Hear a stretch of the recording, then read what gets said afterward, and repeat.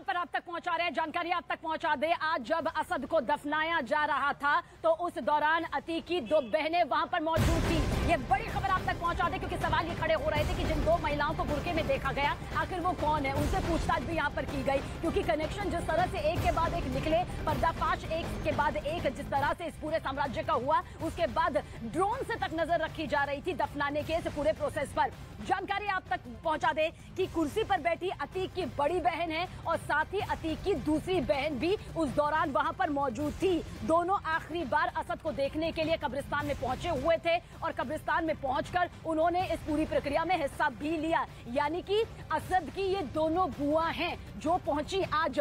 असद को झांसी से जब यहां पर लाया गया तो सिर्फ फूफा उनके साथ में मौजूद थे, लेकिन दोनों बहनें यानी जो अतीक की दोनों बहनें थी वो यहां पर आप देखिए किस तरह से पहुंची। यहां पर असद को देखने के लिए आखिरी बार उसे देखने के लिए जिसका जिक्र मेरी सहयोगी शालिनी भी यहां पर कर रही थी।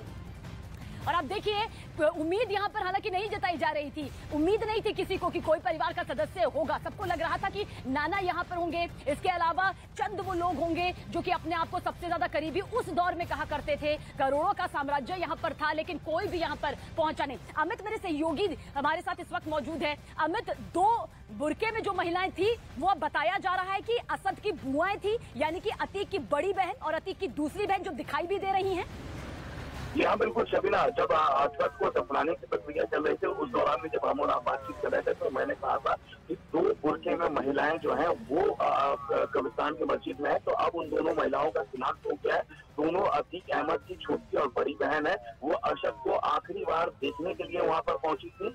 तो जैसे ही वो कब्रिस्तान की मस्जिद में पहुंची थी बाकायदे उनकी तलाशी दी गई थी। तलाशी लेने के बाद जो महिला पुलिस थी वो उनको मस्जिद में अंदर ले गई। उन्होंने आखिरी बार असद को देखा और देखने के बाद उन्हें महिला पुलिस ने अपने साथ लेकर नजदीकी पुलिस स्टेशन गई है। वहाँ उनसे पूछताछ की जा रही है इस वक्त। जी अमित, क्या ये पहले से यहाँ पर माना जा सकता है कि तय था क्योंकि दोनों जिस तरह से बुर्के में यहाँ पर आई और उसके बाद उनसे पूछताछ की गई, कहीं ना कहीं ये दोनों बहनें जानती थी, अतीक की दोनों बहनें, कि अगर पहले से ही इस बात का खुलासा कर दिया गया तो हर कोई यही जानना चाहेगा कि वो क्यों नहीं पहुंची शव लेने के लिए। आखिर किस तरह से इस पूरे मामले को लेकर जो खुलासे हो रहे हैं, क्या इन्हीं सवालों से बचने के लिए कोशिश ये की जा रही थी दोनों की तरफ से कि गुप्त तरीके से वो इस दफनाने की प्रक्रिया में शामिल हो जाएं? देखिए, आखिरकार असद जो है उनका करीबी था, दिल के काफी करीब था। ऐसे में जो वकील की तरफ से बयान आया था कि नाना और मामा जाएंगे उसकी बॉडी को क्लेम करने और उसकी बॉडी को झांसी से लेकर आएंगे, तो किसी ने कभी ये सोचा नहीं था कि अतीक अहमद, हम जरूर ये बता रहे थे दर्शकों को आखिरकार असद को आखिरी बार देखने के लिए देखना होगा कि उसके कौन कौन से करीबी यहाँ पर पहुंचते हैं।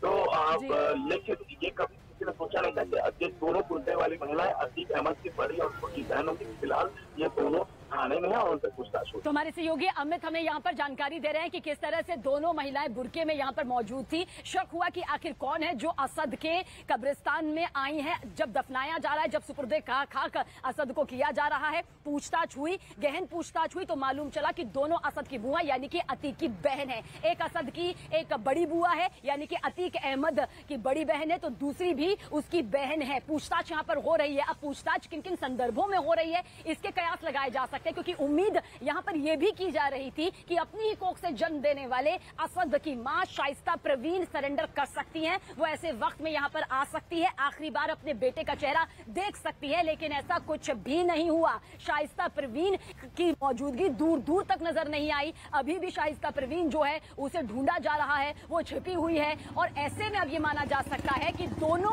बुआओं से यानी कि अतीक की बहनों से और असद की इन दोनों बुआओं से सख्त पूछताछ इसे लेकर भी की जा सकती है। यानी कि